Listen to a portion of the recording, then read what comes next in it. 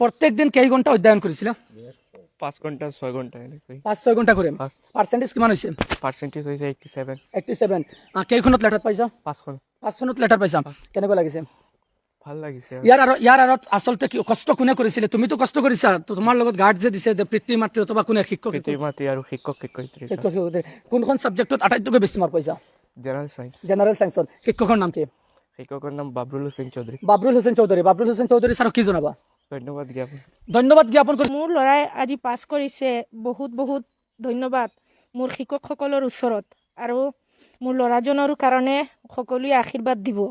মোৰ ল'ৰাজন আজমল ছুপাৰপটিত দুখীয়া মেধাৱীঘৰৰ এজন ছাত্ৰই চৰকাৰী স্কুলত পঢ়ি 5খন ছাবজেক্টত লেটাৰ সহ উত্তীৰ্ণ হৈছে বৰহাউৰ একে আজাদ হাইস্কুলত। এই মুহূৰ্তত মই ছাত্ৰজনৰ ঘৰত আহি উপস্থিত হৈছোঁ। তেওঁৰ অভিভাৱক সহ ছাত্ৰজন মোৰ লগত আছে। এই মুহূৰ্তত ছাত্ৰজনৰ পাৰ্চেণ্টেজ হৈছে 87, কিন্তু চৰকাৰী স্কুলত পঢ়ি 5খন ছাবজেক্টত লেটাৰ সহ উত্তীৰ্ণ হৈছে ছাত্ৰজন। মই প্ৰথমতে ছাত্ৰজনক মই সন্মুখত মাতিছোঁ, অনুৰোধ কৰিছোঁ তেওঁক অসমীয়া ফুলাম গামোচাৰে সন্মান যাচিম, কিয়নো 5খন ছাবজেক্টত লেটাৰ পাইছে আমাৰ নিউজ 8ৰ তৰফৰ পৰা। তোমাক স্বাগতম জনাইছোঁ। আৰু 5খন ছাবজেক্টত তুমি লেটাৰ পোৱাৰ কাৰণে কি ক'বা, কেনেকুৱা লাগিছে? বহুত ভাল লাগিছে, মানে আৰু ইমান কম সময়ৰ ভিতৰত পঢ়ি মানে ইমান পাৰ্চেণ্টেজ। কেই ঘণ্টা ডেইলি অধ্যয়ন কৰিছা? ডেইলি 5 ঘণ্টা। প্ৰত্যেকজনে আজিৰ মাৰুফৰ ভিডিঅ'টো শ্বেয়াৰ কৰি মাৰুফৰ ইচ্ছা কিন্তু আজমল ছুপাৰ 40ত অধ্যয়ন কৰাৰ। আজি আজমল ছুপাৰ 40ত প্ৰত্যেকগৰাকী মানুহক দেখুৱাই দিয়ক এই ভিডিঅ'টো, কিয়নো মাৰুফৰ স্বাৰ্থত এই ভিডিঅ'টো শ্বেয়াৰ কৰিব, কিয়নো তেওঁৰ আপোনাৰ এটা শ্বেয়াৰে হয়তো আজমল ছুপাৰ 40ৰ তেওঁলোকৰ কৰ্তৃপক্ষৰ ওচৰত যাব আৰু মাৰুফ হয়তো তাতে পঢ়িব পাৰিব। কিন্তু আকৌ কৈছোঁ, মাৰুফ এজন দুখীয়া মেধাৱী ছাত্ৰ, দুখীয়া ঘৰৰ এজন ছাত্ৰ। তেওঁক আপোনালোকে প্ৰত্যেকজনে ভিডিঅ'টো শ্বেয়াৰ কৰি আজমল ছুপাৰ 40ৰ কৰ্তৃপক্ষৰ ওচৰত নি দিয়ক। তেওঁৰ পাৰ্চেণ্টেজ মই উল্লেখ কৰিছোঁ, বাঙি পাতি সকলো উল্লেখ কৰিম। 87। তেওঁৰ ঘৰ হৈছে বৰহাউৰ, হোজাই জিলাৰ মোৰাদাৰ থানাৰ অন্তৰ্গত যিখন বৰহাউৰ আছিল, আৰু বৰহাউৰ একে আজাদ যিখন প্ৰসংগ আছিল যোৱাবাৰ, মেহবুবা বুলি এজন ছোৱালী আছিল, 95% অতিক্ৰম কৰিছিল। সেই মেহবুবা প্ৰসংগ আৰু এইবাৰ প্ৰসংগত আহিছে বৰহাউৰ একে আজাদৰ মাৰুফ। আৰু মাৰুফৰ পৰা আৰু কিছু মন্তব্য ল'বলৈ যত্ন কৰিম, তেওঁৰ অভিভাৱকৰ পৰাও জানিবলৈ চেষ্টা কৰিম, তাৰ আগত তেওঁৰ পৰাও জানিম।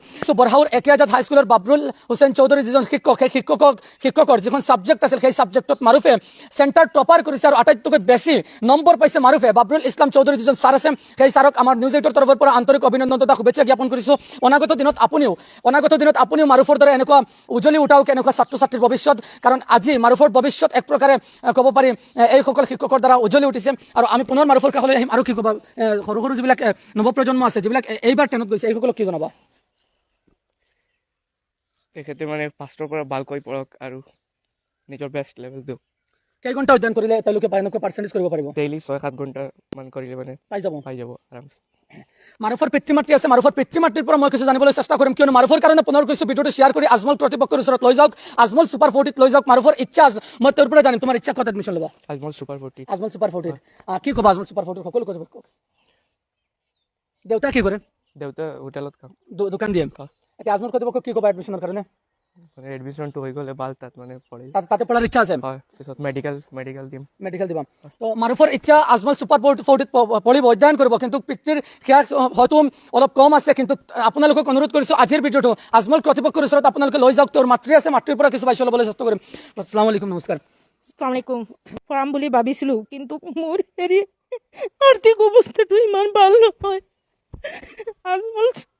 আজমল বদৰুদ্দিন চাহাবে যদি অলপ সহায় কৰি মোৰ ল'ৰাজনক এজন সুচিকিৎসক বনাই আজমল ছুপাৰ 40ত পঢ়ায়, তেনেহ'লে খুব বেছি ভাল হ'ব। ধন্যবাদ জ্ঞাপন কৰিছোঁ। এজন মাতৃয়ে আজি কান্দি মৌলানা বদৰুদ্দিন আজমল চাহাবৰ ওচৰত ধন্যবাদ জ্ঞাপন কৰিছে। তেওঁৰ পিতৃ আছে, পিতৃৰ পৰা অলপ বাইছ ল'বলৈ যত্ন কৰিম। আজি যিহেতু ইমান পাৰ্চেণ্টেজ পাইছে, সঁচাকৈ এই কান্দোন কিন্তু সুখৰ কান্দোন, কোনো দুখৰ নহয়, কি জনাব? ধন্যবাদ। প্ৰথমতে আপোনালোকৰ নিউজ 8 আপোনালোকে যি আমাৰ ঘৰত আহি আমাৰ অৱস্থা আৰু আমাৰ ল'ৰাটোৰ আজি ৰিজাল্টৰ যি খবৰটো পাইছে, মানে চবে জানিব পাৰিছে। আমি দুখীয়া মানুহ, আমাৰতো ইচ্ছা আছিল আৰু বহুতো ভাল ৰিজাল্ট কৰাৰ কাৰণে ল'ৰাটো আৰ্থিক অৱস্থা বেয়া থকাৰ কাৰণে আমি ইমান টিউচনি কৰাব পৰা নাই। সেইটো কাৰণে আগলৈকে আমি ডক্টৰ বনাবৰ ইচ্ছা আছে, কিন্তু আৰ্থিক অৱস্থাৰ কাৰণে আমি কি কৰিব পাৰিম, ডক্টৰ হ'ব নে নোৱাৰিব, সেইটোৱে সপোনত বহি আছোঁ। যদি কোনো মানে যদি কোনো মানুহে আগুৱাই যদি আমাৰ সপোনটো পূৰা কৰে, তেনেহ'লে তেখেতসকলক মানে জীৱন পৰা মই ভুলিব নোৱাৰিম, পাহৰিব নোৱাৰিম। আৰু তেখেতসকলক মোৰ অনুৰোধ থাকিল, কোনো সহানুভূতি আমাৰতো এনে মানে হোটেল এখন আছে বৰহাউত আৰু এনে সৰু সুৰা বিজনেছ কৰোঁ আৰু কোনোমতে মানে জীৱিকা নিৰ্বাহ কৰি চলি আছোঁ। আচ্ছা পুত্ৰ ইমান পাৰ্চেণ্টেজ পাইছে কি জনাব ৰাইজক? ধন্যবাদ জনাম আমাৰ মানে শিক্ষক শিক্ষয়িত্ৰীসকলক, তেখেতসকলৰ চেষ্টাত আজি আমিতো ইমান খৰচাও কৰিব পৰা নাই, টিউচনি দিব পৰা নাই, সিহঁতৰ চেষ্টাত আৰু আল্লাৰ মানে হুকুমত আল্লাই যে ইমানখিনি আগুৱাই নিছে। মোৰ এটাই সপোন, যদি ইমানখিনি আগুৱাইছে কেনেবাকৈ ডক্টৰ হৈ গ'লে মানে মোৰ আশাটো পূৰণ হ'ব।